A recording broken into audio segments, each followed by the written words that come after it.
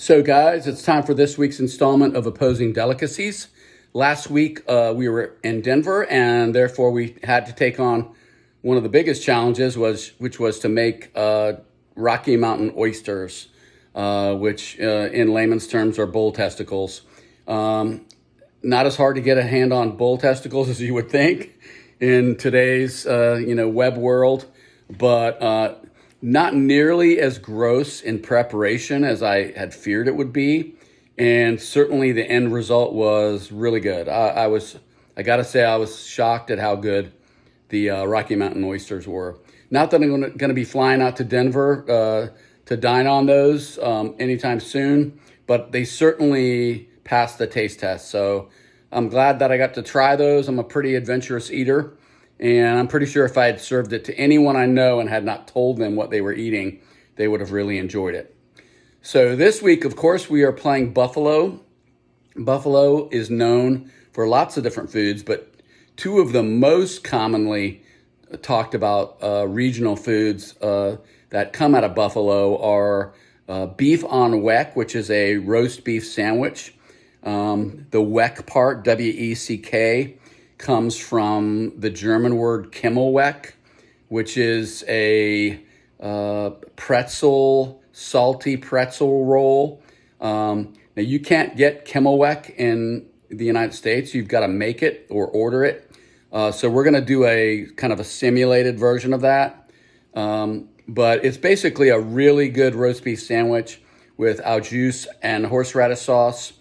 And that's what we're going to be preparing today. The other regional food from Buffalo that people are crazy about up there is called sponge candy. There's a lot of different kinds of sponge candy, but basically if you kind of think a sweet toffee kind of a center surrounded by milk chocolate, that's in the ballpark. And I actually ordered from Buffalo, one of the biggest candy companies in Buffalo. I ordered some sponge candy. So we'll be having that as our dessert after we've taken on beef on weck. Well, guys, this is the beginning of my beef on weck. I bought some beef eye of round roasts. They're about 2 pounds each. Probably could have got away with doing just one of them, but my theory in life is if one is good, two is better. So the first thing I did with these guys, other than trim a little fat off of them, is I took a paring knife and I punched holes all over them. And then I shoved fresh garlic into the holes. There's about 8 cloves of garlic total in those 2 beef roasts. Then I covered them with some olive oil, and then I rubbed all over them with a paste I made. Paste is basically a bunch of fresh thyme chopped up, black pepper, kosher salt, some garlic powder, onion powder, and a little bit of accent. And then I rubbed both of the roasts all over with that, and then I'm putting them in the fridge in a minute. And what we'll be doing with these guys once I get my smoker going is we're gonna crank the smoker up to at least 400, maybe a little hotter than that. Normally what I would do is sear these things at much higher heat, but we want this to be rare roast beef since we're putting it on sandwiches. And generally speaking, you want your beef rarer anyway, because overcooking it is going to ruin most cuts of beef. So I'm afraid to sear it because they're not really big roasts. So instead of searing it, what I'm going to do is put it on the smoker in a foil pan at about 425, 450, something like that, just for about 10 minutes. And then I will be adding some beef broth to that foil pan, and so that we can get lots of the beef juice mixed in with that broth and all the flavors coming off of that rub that I put on there. And we'll be using that au jus later on. Once we slice the beef up, we'll soak it in that juice that we collected while we cooked them. So anyway, this is the start of beef on weck. If you're wondering what the weck part of it is, weck comes from a German word for a salted pretzel roll called Kimmelweck. I do not have access to Kimmelweck. I'm not sure where. You probably would have to make your own Kimmelweck or order it from an overseas company. So we're gonna take Kaiser rolls, and we're gonna do the best job we can to simulate a weck roll. And then we'll serve this with some horseradish sauce and au juice at the end. But anyway, this is the start of my beef on weck. So what we have done is we've seared, more or less seared, our beef roasts on the Traeger at about 450, about 3.5 minutes per side. And then we put them in to a roasting pan with some beef stock and some spices, and we'll let that cook for a while. We're shooting for like 125 to 135 internal. And then we'll slice it up, toss it with some of that au juice, and we'll assemble our sandwiches. So I cranked the Traeger up to about 350.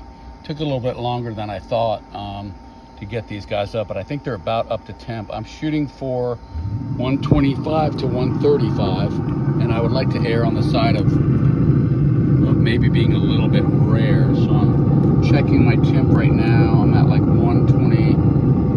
I've got like 130, a little bit like 116, 114. I'm gonna check this one, 128. So I'm thinking they're in the neighborhood of being done. And again, I'd much rather err on the side of being on the rare side than overcook them. So I'm gonna pull them, and we'll rest them a little bit, and that'll, of course, will continue to cook in that hot beef broth as well. So here we go. So we're resting our beef for about 10 minutes. In the meantime, I've got some egg wash here, like 2 or 3 eggs, and I'm going to coat these Kaiser rolls with my egg. I hope so anyway. Just get them a little moist.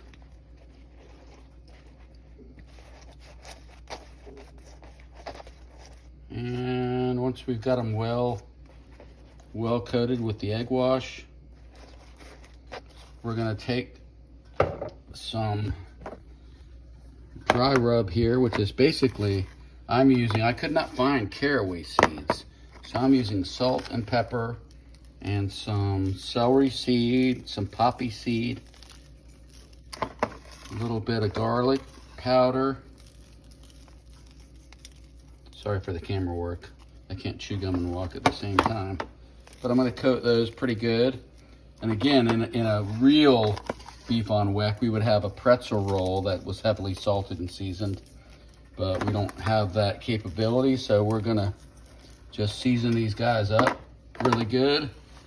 And of course, they're just standard Kaiser rolls from the grocery store. But then we're gonna throw them into the oven at 350 and bake them for about 5 minutes. And again, I apologize for the camera work. Hard to do this and film it at the same time. So we're just gonna kind of finish this up, get all the seasoning we can on there. And this is gonna approximate our weck roll, our pretzel rolls, as best as we can. All right, and then they're gonna go in the oven at about 350 for 5 minutes. So here is our finished beef on weck, or our beef anyway. I'm gonna, as you can see, it's still pretty rare. I'm gonna toss it a little bit in our broth, just to get it a little bit coated. Nothing too crazy, but, and then I'm gonna take this is our attempted weck roll. I'm gonna open that up.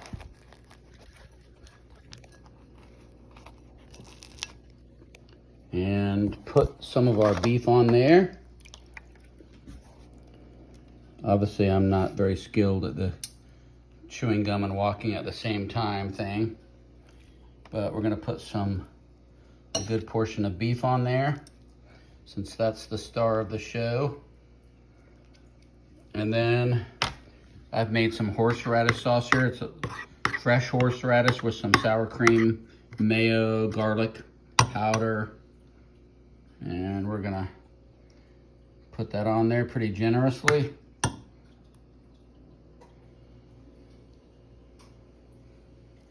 And we are ready to go, man. And I will give you a review after this. I don't think I can film and eat at the same time. So that's beef on weck. So the beef on Weck was pretty good. I guess the one thing I would say, the rolls were really good. Not quite the Kimmel Weck roll, that salty pretzel roll, but as far as being a suitable replacement, the roll was really nice. Super simple to make and a pretty good substitute. But overall, it was a nice sandwich. The last thing we're gonna do here is I ordered from Watson's Sponge Candy in Buffalo. I ordered a small amount of sponge candy. It's actually more than I thought I was gonna get, along with a nice note from the Watsons. And here we go. I've actually kept it in the fridge just so it wouldn't, it's still pretty warm down here in Carolina. So I'm going to give this a shot. My wife has already taken a bite. Hi, honey.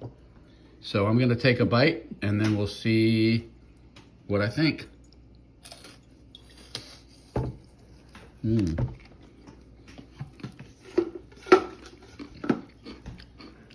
I will be able to talk in just a moment.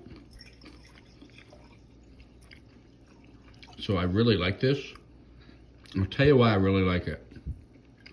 I'm a malted milk ball guy. I've been a malted milk ball guy since I went to the movies like a gazillion years ago. Literally a gazillion years ago.